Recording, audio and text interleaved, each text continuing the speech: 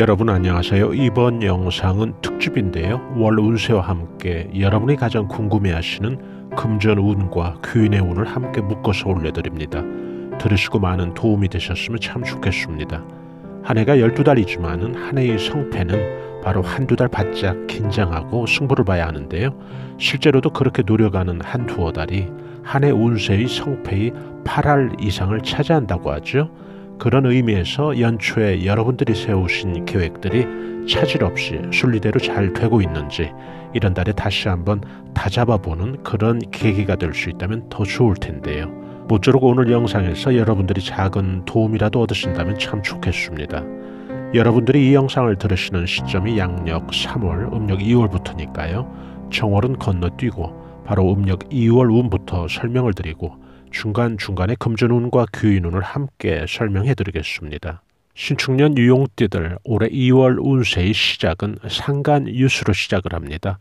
상간유수의 운이라는 것은 그동안 정체되어 있고 풀리지 않던 그런 일들, 답답하게 막혀있던 그런 고민과 일들이 서서히 방향성을 갖고 풀리기 시작하는 거죠. 성과나 성취 없이 지치되어 있던 그런 어떤 정체되어 있던 그런 문제들이 얼음이 녹아 물이 되어 흐르듯이 물꼬가 풀리는 좋은 의미를 말하는데요. 중요한 어떤 목적 달성을 이루기 위해서 움직임이 느껴지는 그런 운세로 봐야죠. 예를 들어 매기 없이 그동안 마음고생을 주던 부동산이 서서히 매기가 붙어서 사람들이 보러 온다든지, 물이 흐른다는 것은 이동, 변동, 또 새로운 출발을 의미하니까요. 좋은 방향으로 새로운 일들이 시작된다고 보시면 되겠죠. 몸과 마음이 동시에 분주해지는 그런 시작을 알리는 그런 운세입니다. 문서를 잡는다든지 하는 그런 큰 운세는 아니지만은 결국 좋은 방향으로 일이 풀려가는 게 체감적으로 느껴지는 그런 의미에서 좋은 운의 시작을 보여주는 그런 운세로 이해하시면 되겠습니다. 음력 3월의 운세는 로유단화 운세인데요. 로유단화의 운세는 마치 길에는 버드나무, 담장에는 꽃이 둘러싸여 있듯이 사람 간의 관계에서 경사를 의미하죠. 특히 12달 가운데 애정과 연애운이 가장 좋은 달로 이해하시면 되는데요. 애정, 연애 관계가 아니더라도 이성이 나에게 덕이 되는, 또 이성 때문에 도움을 받는 그런 운세를 포함합니다. 주로 좋은 경사스러운 소식을 듣게 되는 그런 운세인데요. 반대로 또 이런 달에는 지인이나 또 친척의 상가집에 가게 될 운도 함께 있다고 보시면 되겠죠. 직장인 같으면 직장 운이 좋고요. 승진, 영전, 또 변동도 함께 생각해 보실 수가 있는 그런 달입니다. 결국 이성 혹은 자녀로부터 듣게 되는 좋은 소식과 인덕으로 보시면 되겠죠. 이런 달의 운의 특징을요. 또 혼사한 자녀가 들려주는 이세 소식 같은 것도 포함되고요. 음력 4월의 운세는 금계포란 운수입니다. 금계포란의 운세는 실속 있게 작은 것들을 품어서 나중에 옥동자를 만들듯이 큰 것을 만들 준비를 하는 그런 운세를 의미하는데요. 품는다는 것은 금전이나 실속 있는 어떤 알을 의미하기도 하고요. 사람을 품는, 잉태하는 것도 함께 의미하죠. 애정이나 연애운이 좋아지는 그런 운세이기도 하고요. 또 신혼 같은 경우 임신을 의미하기도 하는데요.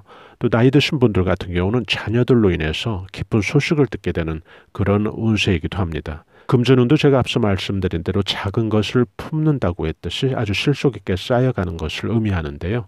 여기서 여러분들이 또 한 가지 잘 기억해 두시면 좋은 게 인간관계에 있어서도 결국 알을 품는 그런 정성이 필요한데요.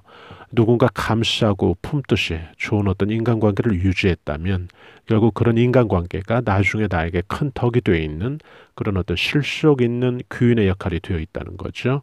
결국 이런 달은 후일을 위해서 준비하고 계획하고 품는 그런 운세를 의미합니다. 음력 5월의 운세는 맹인실장의 운세인데요. 맹인실장의 운세라는 것은 지팡이를 짚고 가던 장님이 지팡이를 잃어버린 그런 운세를 의미하니까요. 좀 조심해야 되는 그런 달들을 의미하죠. 앞길에 느닷없이 생긴 어떤 걸림돌, 장벽을 좀 슬기롭게 헤쳐나가는 그런 운세 전략이 필요한 달인데요. 장님에게 지팡이가 없어졌다면 그 순간 앞길에 대한 불확실성이 커진 것을 의미하겠죠. 이런 달에는 그래서 신중하게 도처에 불리하게 조성된 그런 위험 구간을 잘 살펴서 지나가야 된다는 그런 운세죠. 관제구설에 휘말리지 않도록 조심해야 되고요. 재물의 어떤 손재수, 또 사물의 손실수, 또 투자 시의 위험 부담의 최소화 전략이 아주 좋겠습니다. 결국 이런 운세에서는 전반적으로 나에게 상황이 불리하게 작용할 수 있다는 것을 항상 염두에 둔다면 무엇이든지 좀 돌다리도 두들겨 보고 건너가는 그런 전략이 유효한 전략이 되겠습니다. 이사나 투자 또 변동은 불리하니까요. 그 다음 시기에 계획을 잡아보는 것도 좋고요. 아무래도 보수적이고 수비적인 내 운을 좀 뺏기지 않으려는 그런 어떤 운세 전략이 필요하겠죠. 그래서 사람 조심, 사기 조심, 건강 조심을 유념해 둔다면 아마 이런 달, 나쁜 달을 슬기롭게 지나가는 그런 좋은 묘안이 될 것입니다. 음력 2월의 운세는 다시 상간 이웃으로 시작을 합니다. 음력 2월 달에 설명드렸던 그런 운세와 같은 운세죠. 막힌 일들이 이제 좀 방향성을 갖고 풀리기 시작하는 그런 달이죠. 일이 풀린다는 거죠. 정체되고 지체되고 성과가 성취가 없이 뭔가 답답하게 해결의 기미를 보이지 않던 그런 일들이 이제 비로소 문제들이 조금씩 풀려나가는 얼음이 녹아 물이 되어 흐르듯이 물고가 풀리는 그런 좋은 의미를 말하는데요. 중요한 어떤 목적 달성을 이루기 위해서 움직임이 느껴지는 그런 운세로 봐야죠. 매기 없이 예를 들어 마음고생을 주던 부동산이 서서히 매기가 붙어서 사람들이 보러 온다든지 물이 흐른다는 것은 이동, 변동 또 새로운 출발을 의미하니까요. 좋은 방향으로 새로운 일들이 시작된다고 보시면 되겠죠. 그래서 몸과 마음이 동시에 분주해지기 시작하는 그런 운세죠. 문서를 잡는다든지 하는 그런 큰 운세는 아니지만은 좋은 방향으로 이 일들이 풀려나가는 게 체감적으로 느껴지는 그런 의미에서 좋은 운의 시작을 보여주는 그런 운세로 이해하시면 되겠습니다. 음력 7월의 운세는 유아복모의 운세인데요. 유아복모라는 것은 울다 지친 아이에게 어머니가 젖을 물려주는 그런 형국이 있죠. 배고픈 아이에게 어머니가 나타났으니 얼마나 좋겠습니까? 허기도 면하게 되고 비로소 편안함도 함께 찾을 텐데요. 결국 그 운이 결국 나 스스로의 어떤 자력의 운이라기보다는 어머니라고 하는, 또 여기서 어머니는 귀인을 의미하는데요. 귀인이라고 하는 나 스스로의 어떤 힘이 아닌 제3자의 조력과 타력으로 귀인의 도움으로 내 운세가 반전되는 그런 아주 길한 운세를 의미합니다. 귀인이 나에게 도움을 주는 그런 운세죠. 새로운 귀인이 나타날 수도 있고요. 혹은 그 전에는 별로 덕이 안 된 사람도 이런 운에는 나에게 도움의 역할이 되는 그런 길한 운세를 뜻합니다. 동시에 어떤 일의 해결이 뜻한 방향대로 성취되는 것도 함께 의미하는데요. 해결과 발전이 되는 거죠. 새로운 어떤 변화가 모색되면서 희망스러운 일들이 발전해 나가는 그런 어떤 운을 이야기하는데요. 청춘들 같은 경우에는 이런 달에 결국 결혼 운도 좋아지는 그런 운세를 생각해 볼 수 있고요. 또 미혼이신 분들은 이런 달에 귀인이 이성일 수도 있으니까요. 이성이 생길 수도 있는 달이죠. 12달 가운데 가장 이성 운이 길한 달로 이해를 하시면 되겠습니다. 음력 8월의 운세는 작선연탈입니다. 솔개가 까치집을 빼앗아 먹을 정도로 운이 아주 왕성한 운세를 의미하는데요. 작선연탈의 운세를 12달 운 가운데 가장 성취가 좋은 운세로 이해하시면 되겠습니다. 식욕에 비유하면 마치 내 식욕이 아주 왕성해져서 다른 사람이 먹는 것을 빼앗아 먹을 정도로 아주 강한 운세를 의미하는데요. 이런 달의 문서적인 어떤 성취, 또 문서운이 제일 12달 가운데 좋은 달로 보시면 되겠고요. 이런 달에는 변화나 변동 그리고 투자나 부동산의 어떤 이사, 매매, 또 진급 등에 있어서 아주 다양한 분야에서 성과가 도드라지게 좋은 운세를 의미하죠. 시험 보는 사람들에게는 합격증도 일종의 문서가 될 수 있고요. 또 멀리 해외라도 다녀올 사람에게는 티켓도 결국 작은 문서라고 보시면 되겠습니다. 확장되는 그런 운으로 보시면 되고요. 부동산 매매나 또 투자로 인한 그런 수익 발생도 이런 달에 기대해 볼 수 있겠죠. 9월의 운세는 수륙천금의 운세인데요. 수륙천금의 운세라는 것은 손으로 천금을 희롱할 정도로 1년 12달 가운데 목돈 운, 돈의 융통과 흐름이 가장 좋은 달이죠. 목돈이 움직인다는 건데요. 부동산 매매로 인한 혹은 이동, 이사를 앞두고 또는 수입, 지출, 또 큰 거래가 발생해서 내 수중에 목돈이 들어오게 되는 경우 이런 즉 어떤 돈의 규모가 제법 있는 그런 돈이 움직이는 거니까요. 여기서 뭘 가장 조심해야 될까요? 바로 사기 조심이죠. 사기라는 게 돈 운이 없을 때는 당하지도 않고 뺏기는 액수가 적어서 큰 피해가 없지만은 이렇게 좋은 운에서 더 조심해야 되는 거죠. 가장 돈 운이 좋아서 큰 돈이 융통이 된 상태에서 사기를 피하지 못한다면 그 피해나 충격이 얼마나 크겠습니까? 그래서 여러분들도 결국 운세에서 좋은 운세 이면에는 동전의 앞뒷면처럼 나쁜 운도 함께 숨어 있다는 것 꼭 기억해 두시면 좋겠죠. 음력 10월의 운세는 만인항수입니다. 사람 때문에 생기는 구설이 있는 달인데요. 만인항수라는 것은 만인이 나를 우러러본다는 그런 뜻인데요. 여기서는 주로 좋은 의미보다는 사람이 입에 오르락 내리락 하는 그런 구설이나 신경 쓸 일을 의미하죠. 결국 다른 사람 입에 내 이름이 오르락 내리락 해서 좋은 일은 없을 텐데요. 주로 인간들 구설이나 사람이 나를 시기 질투하는, 더 나아가서 관제구설도 좀 조심해야 되는 그런 달의 운세로 보시면 되겠습니다. 연인이나 이성관계에서는 이별수도 좀 조심해야 되고요.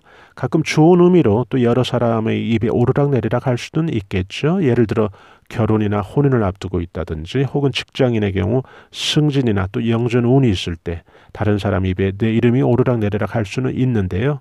여기에서 주로 다루는 부분은 좀 좋지 않은 일로 사람들 입에 오르락 내리락 하는 그런 인간구설을 뜻하니까요. 이런 달에는 특히 구설을 조심해야 되겠죠. 이런 운세 예측이 되었다면 이 영상을 들으시는 여러분들께서는 미리 선제적으로 구설을 좀 최소화하기 위해서 인간관계에서 좀 적당하게 등거리를 유지한다든지, 또 어떤 인간관계에서는 두 번 볼 일을 횟수라도 한 번 줄여서 본다든지 해서 효과적인 어떤 운세 전략을 세우시면 참 좋겠습니다. 음력 11월의 운세는 상간유수인데요. 음력 2월 운세에서 설명드렸던 그런 운세입니다. 막힌 일들이 방향성을 갖고 풀리기 시작하는 그런 운세죠.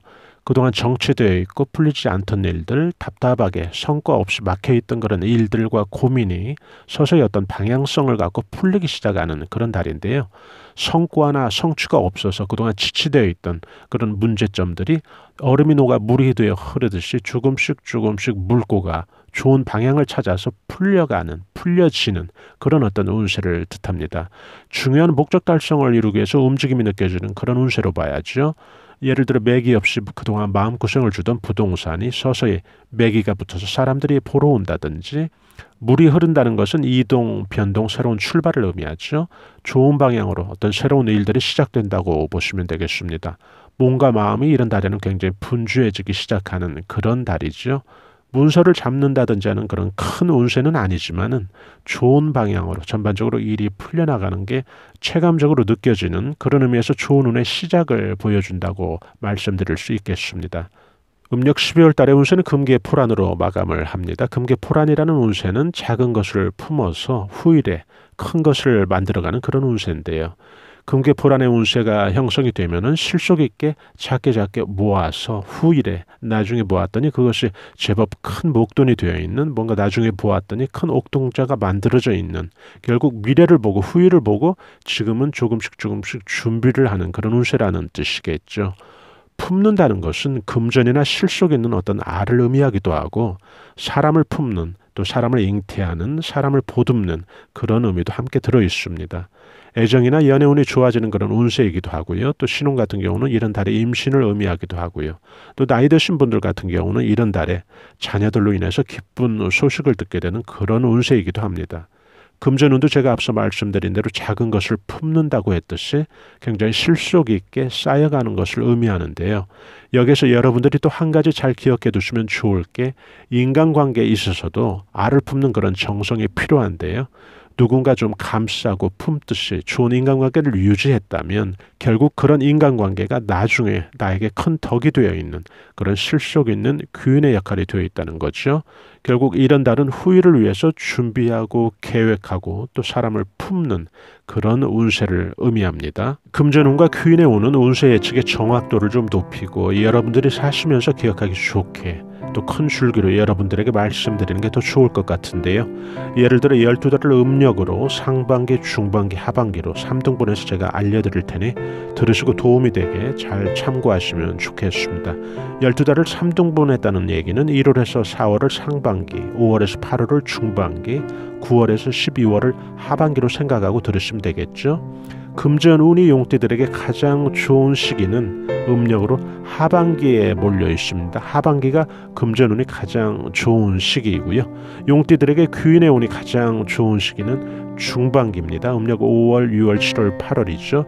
이런 어떤 금전운과 귀인의 운이 가장 좋은 시기를 알게 됨으로써 이런 시기가 됐을 때 여러분들이 전력 투구를 할 수 있겠죠. 금전운의 성취, 또 귀인운의 성취를 위해서 뭔가 좀 매진할 수 있는, 올인할 수 있는, 뭔가 시도해 볼 수 있는, 그래서 금전운도 발복시키고 귀인의 덕도 볼 수 있는 그런 달이 될 수 있습니다. 모쪼록 오늘 영상이 여러분들에게 도움이 되시기를 바라겠습니다. 좋아요와 구독으로 저희 채널에서 제공되는 고급 알찬 여러가지 정보를 실시간 무료로 편안하게 받아보시면 좋겠죠.